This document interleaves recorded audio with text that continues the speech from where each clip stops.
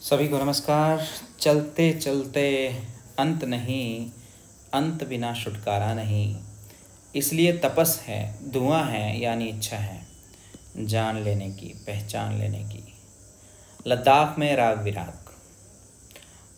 हम पढ़ने जा रहे हैं स्पीति में बारिश, और इसको लिखने वाले हैं कृष्णनाथ जी। ठीक है।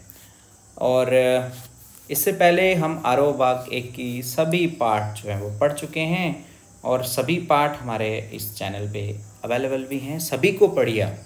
सभी को पढ़ने से, बार बार पढ़ने से, अभ्यास करने से हमें पूरा जो पाठ है वो समझ आ जाता है। और जब पाठ समझ में आ जाए ना, कोई भी प्रश्न आ जाए तो उसका उत्तर देने में बहुत ही आसानी होती है। अब देखिए, कृष्णनाथ जी का जन्म कब हुआ? 1934 में। ठीक है। वाराणसी उत्तर प्रदेश में इनका जन्म हुआ है, एक धर्म नगरी में।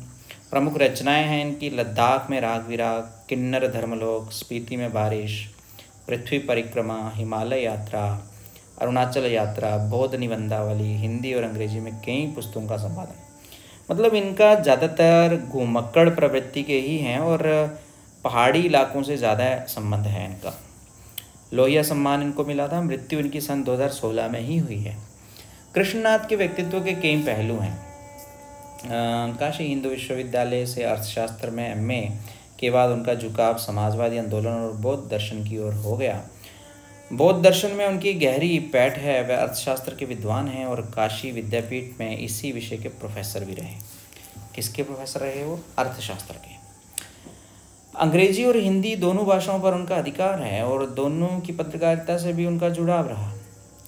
हिंदी की साहित्यिक पत्रिका कल्पना के संपादक मंडल में वे कई साल रहे, और अंग्रेजी के मैनकाइंड का कुछ वर्षों तक संपादन भी किया।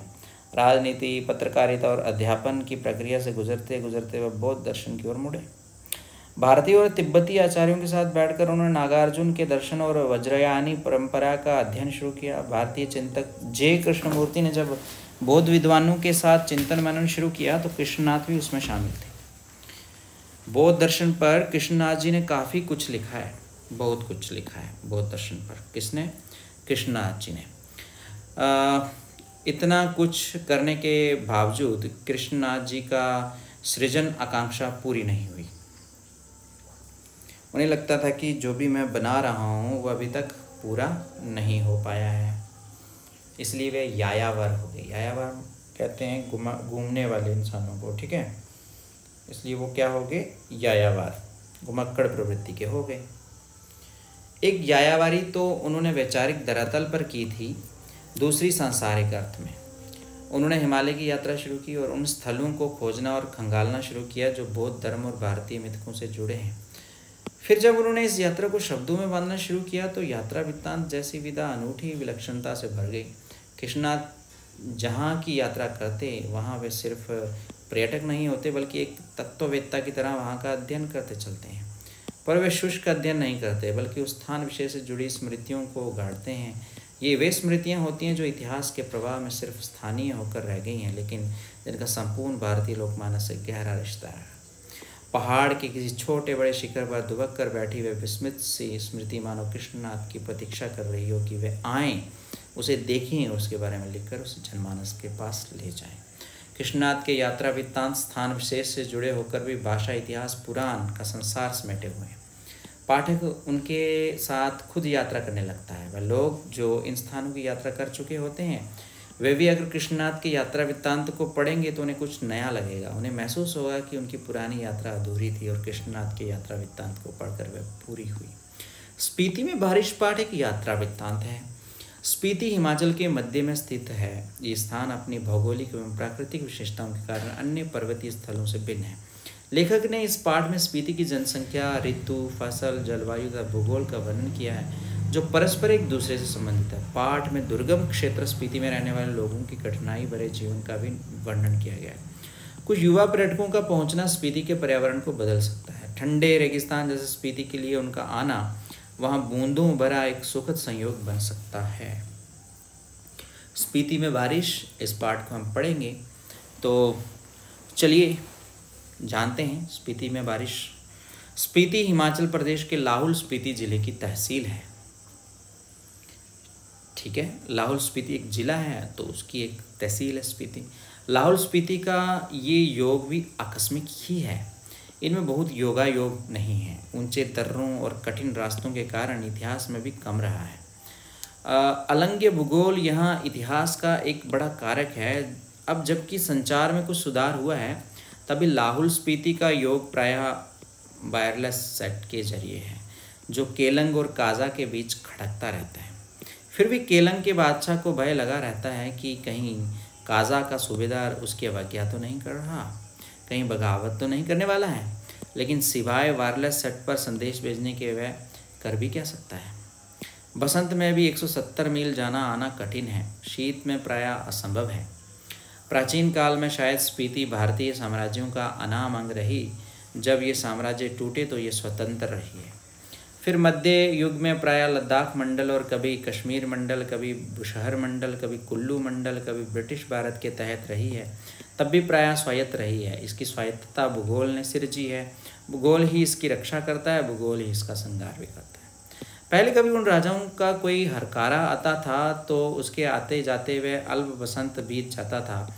तभी कोई जोरावर सिंह जैसा आता था तो स्पीति का तरीका वही था जो तुप चिलिंग गोनपा में मैंने देखा। जब डायनामाइट का विस्फोट हुआ तो लाहुली हदस कर, आंख बंद कर, चागमा का तना पकड़ या एक दूसरे को पकड़ कर बैठ गए। जब धमाका गुजर गया तो फिर डरते डरते आंख खोलकर उठे। जोरावर सिंह के आक्रमण के समय स्पीति के लोग घर छोड़कर भाग गए। उसने स्पीति को और वहाँ के बिहारों को लूटा। ये अप्रतिकार शायद स्पीति की सुरक्षा की पद्धति है। स्पीति में जनसंख्या लाहौल से भी कम है। 1901 की जनगणना के अनुसार 3231 रही है। 1971 की जनगणना के अनुसार 7196 है। इसका क्षेत्रफल मुझे 1971 की जनगणना में लाहौल के साथ जोड़कर मिला है, जो 12,015 वर्ग किलोमीटर है। स्पीति का अलग क्षेत्रफल नहीं दिया गया है। इंपीरियल गजेटियर ऑक्सफोर्ड 1908 खंड 23 के अनुसार ये क्षेत्रफल 2155 वर्ग मील है। इस तरह स्पीति की जनसंख्या प्रति वर्ग मील 4 से भी कम है। 1901 में ये प्रति वर्ग मील 2 से भी कम थी। लाहौल स्पीति का प्रशासन ब्रिटिश राज से भारत को जस का तस मिला। अंग्रेजों की ये 1846 ईस्वी में कश्मीर के राजा गुलाब सिंह के जरिए मिला। अंग्रेज़ इनके ज़रिए पश्चिमी तिब्बत के उन वाले क्षेत्र में प्रवेश चाहते थे। तिब्बत में अंग्रेजी साम्राज्य के दूरगामी हित भी थे। जो भी हो, 1846 में कुल्लू, लाहौल स्पीति ब्रिटिश अधीनता में आए। पहले सुपरिटेंडेंट के अधीन थे, फिर 1847 में वे कांगड़ा जिले में शरीक कर दिए गए। लद्दाख मंडल के दिनों में भी स्पीति का शासन एक नोनो द्वारा चलाया जाता था। ब्रिटिश भारत में भी कुल्लू के असिस्टेंट कमिश्नर के समर्थन से ये नोनो कार्य करता रहा। इसका अधिकार क्षेत्र केवल द्वितीय दर्जे के मजिस्ट्रेट के बराबर था, लेकिन स्पीति के लोग इसे अपना राजा ही मानते थे। राजा नहीं है तो दमयंती जी को रानी मानते हैं। वर्तमान 2002 की जनगणना के अनुसार लाहौल स्पीति का क्षेत्रफल 12,210 वर्ग किलोमीटर तथा जनसंख्या 34,000 है। स्थानीय शासक, ठीक है, स्थानीय शासक कहते हैं नोनो को, जो स्थानीय शासक है। 1873 में स्पीति रेगुलेशन पास हुआ, जिसके तहत लाहौल और स्पीति को विशेष दर्जा दिया गया। ब्रिटिश भारत के अन्य कानून यहाँ नहीं लागू होते थे। रेगुलेशन के अधीन प्रशासन के अधिकार नोनो को दिए गए, जिसमें मालगुजारी इकट्ठा करना और छोटे छोटे फौजदारी के मुकदमों का फैसला करना भी शामिल था। उसके ऊपर के मामले वह कमिश्नर के पास भेज देता था। उन दिनों लाहौल स्पीति का वृत्तांत कांगड़ा जिले के अंतर्गत कुल्लू तहसील में मिलता है। स्वराज्य के बाद 1960 में लाहौल स्पीति पंजाब राज्य के अंतर्गत एक अलग ज़िला बना दिया गया, जिसका केंद्र केलंग में है। 1966 में जब हिमाचल प्रदेश राज्य बना तो लाहौल स्पीति उसका उत्तरी छोर का जिला हो गया। ये देश का सबसे अधिक दुर्गम क्षेत्र है। स्पीति 31.42 और 32.59 अक्षांश उत्तर और 77.26 और 78.42 पूर्व देशांतर के बीच स्थित है। ये चारों ओर से ऊंचे ऊंचे पहाड़ों का कैदी है। इन पहाड़ों की औसत ऊंचाई 18,000 फीट है। ये पहाड़ उसे पूर्व में तिब्बत, पश्चिम में लाहौल, दक्षिण में किन्नौर और उत्तर में लद्दाख से अलग करते हैं। इसकी मुख्य घाटी इसी नाम की स्पीति नदी की घाटी है। स्पीति पश्चिम हिमालय में लगभग 16,000 फीट की ऊंचाई से निकलकर पूर्व में तिब्बत में बहती है। वहाँ से स्पीति में आती है। स्पीति से बहकर पुराने रामपुर बुशहर राज्य में, अब किन्नौर जिले में बहती हुई सतलुज में मिलती है। मेरी स्पीति नदी से प्रीति है। स्पीति में मैं सिर्फ इसी नदी को पहचानता हूँ, सुनता हूँ कि कोई पारा नदी भी है, फिर घाटी है। स्पीति के अलावा पिन की घाटी प्रसिद्ध है। मानबाई से इसका किस्सा सुना है, अत्यंत बीहड़ और वीरान है। इनमें से शायद स्पीति की घाटी ही आबाद है। जैसी वह आबाद है वह आप देख ही रहे हैं। प्रति वर्ग मील 4 से भी कम लोग बसते हैं। आश्चर्य ये नहीं कि इतने कम लोग क्यों हैं, आश्चर्य ये है कि इतने लोग भी कैसे बसे हुए हैं। मैंने जब स्पीति की विपत्ति बताई है तो लोगों ने यही पूछा कि आखिर तब लोग यहाँ वहाँ रहते क्यों हैं। 8-9 महीने शेष दुनिया से कटे हुए हैं, ठंड में ठिठुर रहे हैं, सिर्फ एक फसल उगाते हैं, लकड़ी भी नहीं है कि घर गर्म रखा सके, वृत्ति नहीं है, फिर क्यों रहते हैं? क्या अपने धर्म की रक्षा के लिए रहते हैं? अपनी जन्मभूमि के महत्व के कारण रहते हैं, या इस मजबूरी में रहते कि कहीं और जा नहीं सकते, कहाँ जाएं? या फिर और बातों के साथ साथ ये सब कारण है? मैं नहीं जानता। मैं तो इतना ही देखता हूँ कि यहाँ रह रहे हैं, इसलिए रह रहे हैं, और कोई तर्क नहीं है। तर्क से हम किसी चीज़ को भले सिद्ध कर सकें, स्पीति में रहने को कोई नहीं सिद्ध कर सके, लेकिन तर्क का इतना मोह क्यों? ज़्यादा करके संसार और निर्वाण अतर्क है, तर्क के परे है। स्पीति नदी के साथ मेरा थोड़ा परिचय स्पीति के पहाड़ों का भी है। स्पीति के पहाड़ लाहुल से ज़्यादा ऊंचे, नंगे और बब्बे हैं। इनके सिरों पर स्पीति के नर नारियों का आर्तनाद जमा हुआ है। शिव का अट्टहास नहीं, हिम का आर्तनाद है, ठिठुरन है, गलन है, व्यथा है। इस व्यथा की कथा इन पहाड़ों की ऊंचाई के आंकड़ों में नहीं कही जा सकती। फिर भी जो भी सुंदरता को इंच में मापने के अभ्यासी हैं वे भला पहाड़ को कैसे बख्श सकते हैं? वे ये जान लें कि स्पीति मध्य हिमालय की घाटी है, जिसे वे हिमालय जानते हैं। स्केटिंग, सौंदर्य प्रतियोगिता, आइसक्रीम और छोले भटूरे का कुल्लू मनाली, शिमला, मसूरी, नैनीताल, श्रीनगर, वह सब हिमालय नहीं है, हिमालय का तलुआ है। शिवालिक या पीर पंचाल या ऐसी ही कुछ उसका नाम है। ये तलहटी है। रोहतांग जोत के पार मध्य हिमालय है।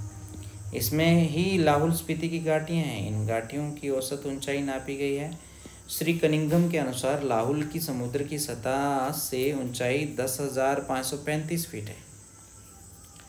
स्पीति की 12,986 फीट है, यानी लगभग 13,000 फीट तो औसत ऊंचाई है।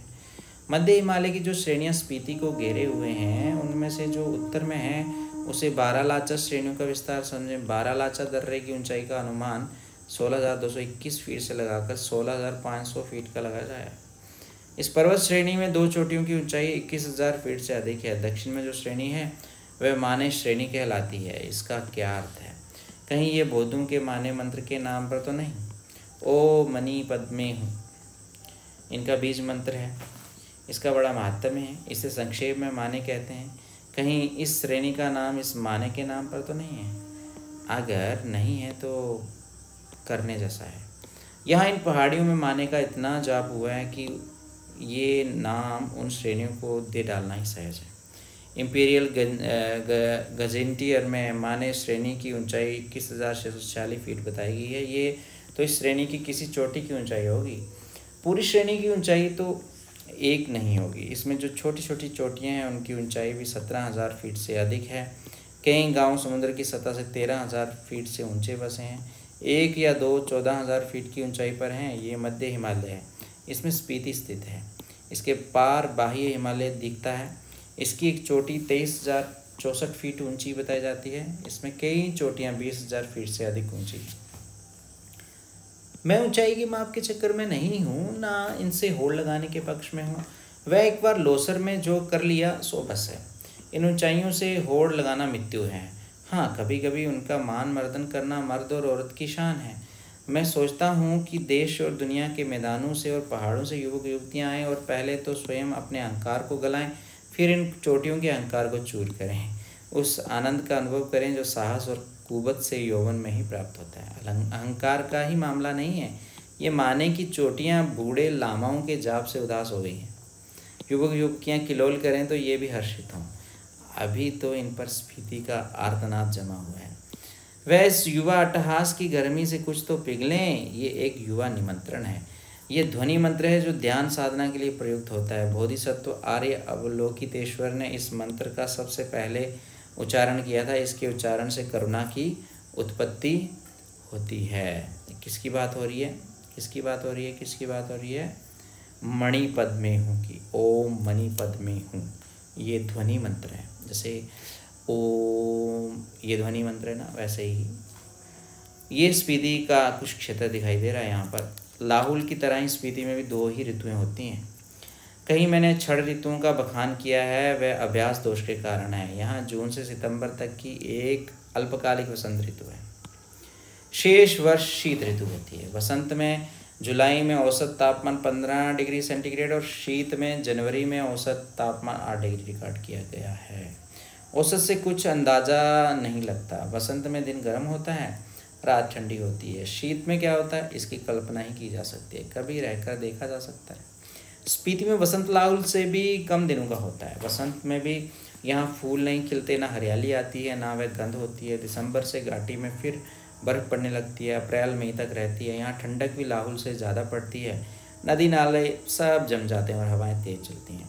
मुँह हाथ और जो खुले अंग हैं उनमें जैसे शूल की तरह चुभती है। स्पीति में लाहुल से भी कम वर्षा होती है। मध्य हिमालय मानसून की पहुंच के परे है। यहाँ बरखा बहार नहीं है। कालिदास को अपने ऋतु संगार में यहाँ वर्षा का तो संगार ही करना पड़ेगा। कालिदास में वर्षा का क्या ठाठ है। यहाँ वर्षा वर्णन इस प्रकार शुरू होता है।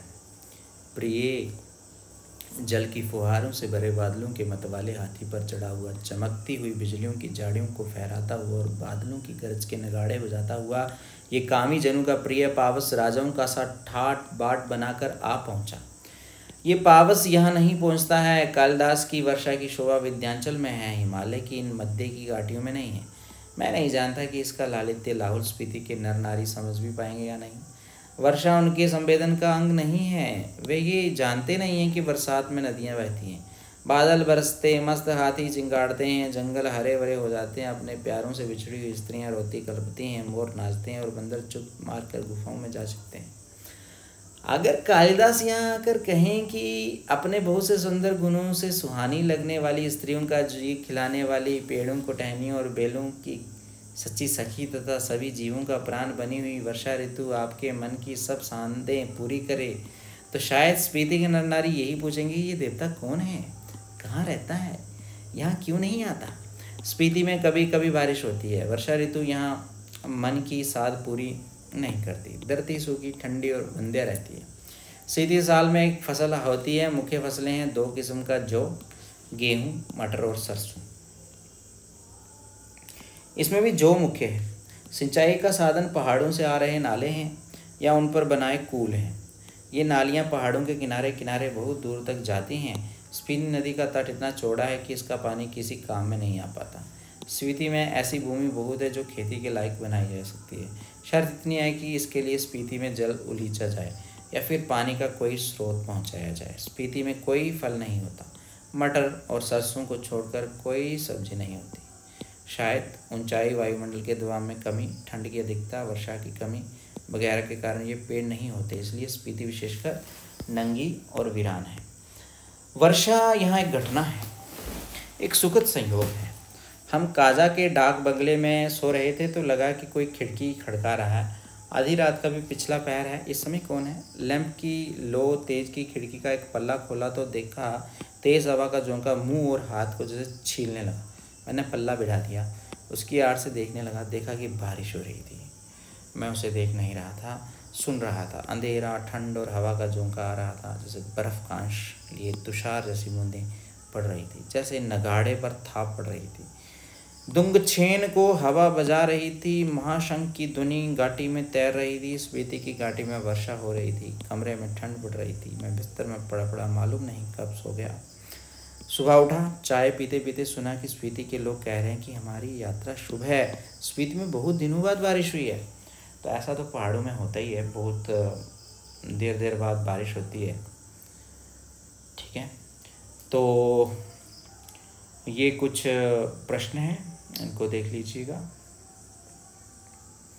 पाठ में से दिए गए अनुच्छेद में क्योंकि और बल्कि जैसे ही वैसे ही मानो ऐसे शब्दों का प्रयोग करते हुए उसे दोबारा लिखिए। ठीक है, कुछ शब्द हैं और उनकी छवि है, जैसे अलंग्य, जिसे लांगा या पार ना किया जा सके उसे अलंघ्य कहते हैं। स्वायत्त होता है स्वतंत्र, अतर्क्य होता है तर्क ना करने योग्य, आर्तनाद होता है दर्द भरी ऊंची आवाज़, स्वर में दुख का ज्ञापन या सहायता की पुकार। पीर पंचाल एक पर्वत श्रृंखला है और महात्म्य महिमा गौरव है।